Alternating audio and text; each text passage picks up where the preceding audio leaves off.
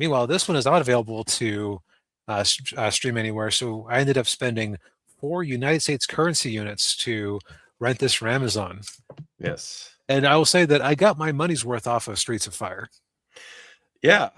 Um, yeah, this is a movie that I had never heard of it until a few years ago.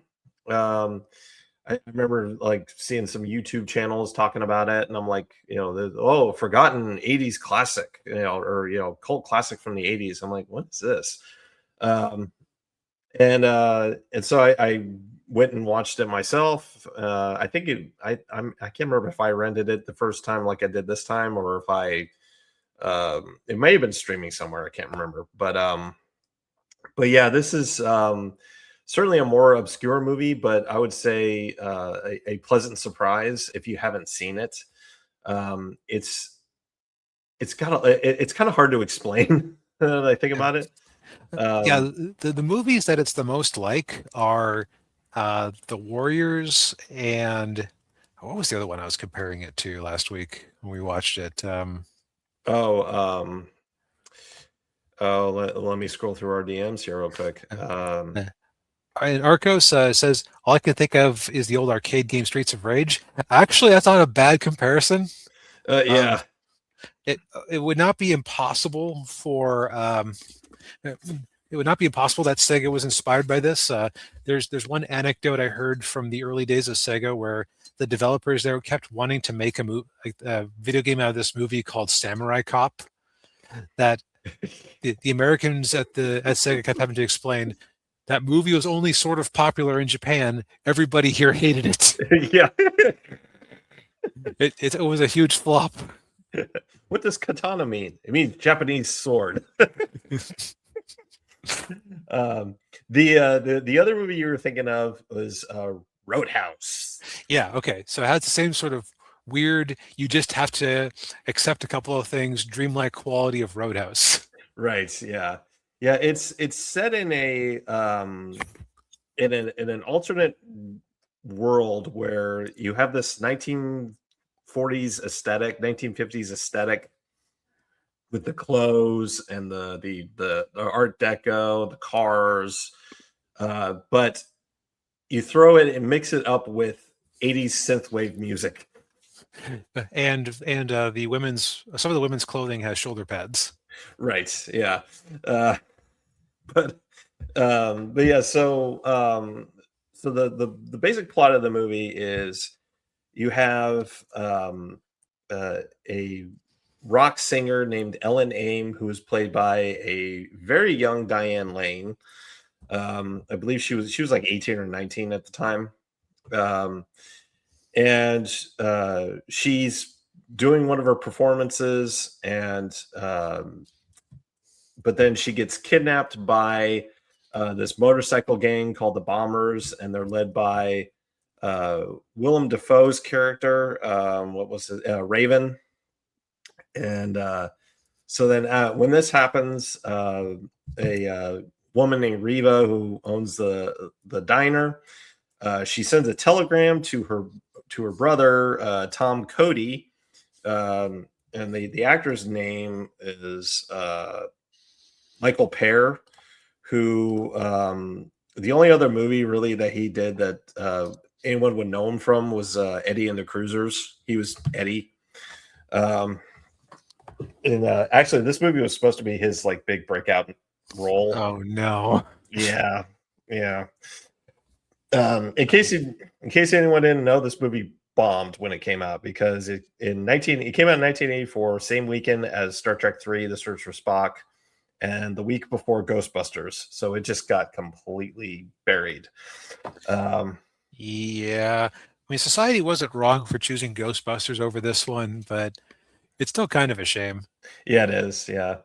Um, and but yeah, so Tom Cody returns to town, and he is he's an old soldier who is now a mercenary, and we find out that Tom Cody and Ellen used to be a thing. but they broke up because she chose her music over him, and so he skipped town and joined the army. And of course, Ellen is now with her new boyfriend, her manager, producer, Billy Fish, played by Rick Moranis, who in a rare dramatic role for Rick. I don't think I've ever seen him in a in a serious role before. And so basically, so then after this, so Tom Cody, then he also and of course Cody meets McCoy, who is another soldier, ex-soldier, who's trying to go look for work. She basically becomes like his sidekick. And so they're like, okay, they go to Billy Fish, Rick Moranis' character, and they're like, okay, well, we'll rescue Ellen, but we want to get paid $10,000. Yeah, and I gotta say, whoever cast Rick Moranis in this particular role, was really taking the piss. Yeah.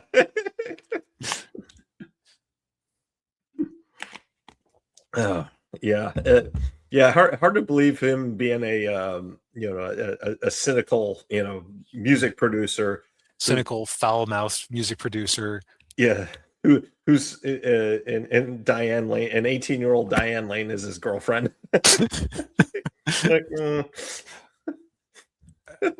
I really hope that she's actually older than 18, and she's playing a character who's older than 18. It seems like she'd have to be. Otherwise, our main character might have been a client at an island, if you catch my drift. Yeah. Yeah.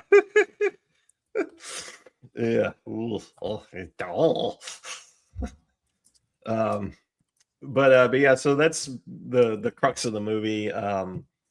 I don't want to say too much about it because I do want people to watch this movie if they haven't. Sure, one day it might pop up on a streaming service, at some point. But I mean, all I'll say is, it's $4 to rent it. That's not. It's kind of chump. It's chump change. One of the other things too about the movie is it's not really it's not a musical, but like music is a big part of the movie. Like they have all these concert scenes, and they have a lot of diegetic music, as the literary critics would say. Yeah. And I will say some of the tunes are pretty catchy. Yeah, like none of them were like all-time greats, but like it's the kind of things like what was her name, Bonnie Tyler, what used to sing, or like actually very much in her style. Oh yeah, and Pat Benatar. Yeah, exactly that phase of the 80s. Yeah. There I will say there are some other characters in there that show up. They're kind of like it's a singing group. They're kind of like the Four Tops. Kind of a similar style. And actually the song they sing at the end of the movie was the main song for the soundtrack. It was called the singer was Dan Hartman. I Can Dream About You. And actually the song was a bigger hit than the movie. Oh yeah. I can see why. Like, the music in this is all pretty good. Oh yeah. I kind of discussed like that this or mentioned that this has the feel of Roadhouse, where there's a lot of oddities that you have to go with. I would say this is actually a bit easier to accept than Roadhouse, because Roadhouse pretends to just be in their modern day. It's like, why, you're a famous bouncer? Like, you can actually get famous for being a bouncer? Yeah. Here it's like, okay, soldier boy coming home, greaser gangs. I thought it was the funniest thing when in the opening scene where the greaser gang kidnaps the singer. Yeah. That they didn't say kidnapped. They said, oh yeah, they stole such and such, as though she was property of Rick Moranis' character. Yeah. Yeah, interesting choice of words there. Yeah, Yeah, just very silly. yeah, Um, I let's see. Oh, also, I don't think we, at least I don't think we mentioned this. The head greaser is a young Willem Dafoe as yeah. Raven. Yeah, I think I might have mentioned it, but yeah, yeah, he's Yeah, yeah. yeah. Sorry, might have gotten a message while you're Okay. talking about that, but nothing important, thankfully. Anyways, I had never thought of what a young Willem Dafoe would look like. From my perspective, he just popped into existence in Spider-Man at the age of 50, Yeah, yeah. and dude had a very odd look even as a young man. Yes, he did. Yeah, yes, he does. Yeah. Interesting hairstyle he's got in this movie too, where it's like kind of like Well, I think it's because they're trying to make a receding hairline into a widow's or into a pompadour. uh They kind of had to split some differences. yeah. Yeah. Ugh. Yeah. Oh, another actor in the movie that has a very small role, Bill Paxton. There was some scene where I was watching and just thought to myself, okay, why do I know who that is? Yeah. Um, the other thing too that was I noticed too was the one cop, like the lead cop. I can't remember the actor's name, but I know he's Beyonce's stepfather. Hmm. Yeah. Um, It is a but yeah, small world out there. yeah, it is. Yeah, but yeah, this movie, I would say the why? Sorry about that. Um, uh, so but yeah, I mean, despite the movie not doing very well, I mean, it does. I mean, there are quite a few actors in this movie that did, went on to have really great careers, except for Right. the lead actor, which Not is our lead, sadly. yeah, The sad thing I'll say is that it was what, Michael Pare, right? fair, yeah, Perry, how do you pronounce it? Perry, yeah, something like that. Anyways, it was kind of a shame because he had the look of he did, to my mind, have leading potential look or a leading potential look. Yeah, I did kept thinking to myself, okay, I feel like I should know him from something, but I don't. yeah, And this movie flopping is probably why. yeah, yeah. Yeah, it's unfortunate. I think he had a he kind of had that I think he was kind of going for like a James Dean kind of tough guy act in this movie. Yep, that makes sense. Yeah. Um, A quick look over his IMDb does show he's been working consistently up to the present day. So yeah. Just not in anything you know, big. yeah, just Yeah. Alien Rubicon. What the hell is Alien Rubicon? Oh, that sounds like a really Oh no, that looks like a oh what's that one knockoff studio? asylum. This looks like an asylum style movie. Oof. Oh. Okay. Uh, Yeah. Man, if only they'd held off Ghostbusters and Star Trek a little bit. yeah. Uh, Um, so I'll say that I don't think this is my favorite movie ever, but it's definitely distinct, yeah.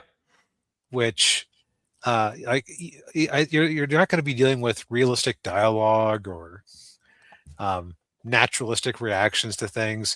It is it is a little bit insane, Yeah. It is. Yeah, no, it is. Yeah. but it's a compelling, interesting sort of insanity. You're Yeah. definitely not bored watching it. No, no, you're not. And it's also a nice tight 90 minutes. So, it doesn't Yes, overstay its welcome. and I Yeah. will say his last confrontation with Willem Dafoe was very satisfying to watch. Yeah. Yeah. Yeah. Yeah, no, yeah, definitely. Yeah, I agree with you. Yeah, it's not the greatest, movie in the world, but I mean, it's certainly worthwhile to watch. Yeah. You can do way worse, especially for $4 in this economy. Oh yeah, exactly. Yeah. And if nothing else, you get to see a young Diane Lane. Yep. There might be some compromising scenes. Yes. uh, but yeah, yeah, you can rent this movie on Amazon or any other wherever else you might rent digital. You might Fandango, I suppose. Fandango, yeah. But like I said, it might show up on a streaming service at some point. But well, I think we've said all we need to say for tonight. Yep. It's much more fast. We talk about movies that are actually recommendable, I've noticed. Yes, yeah, it is.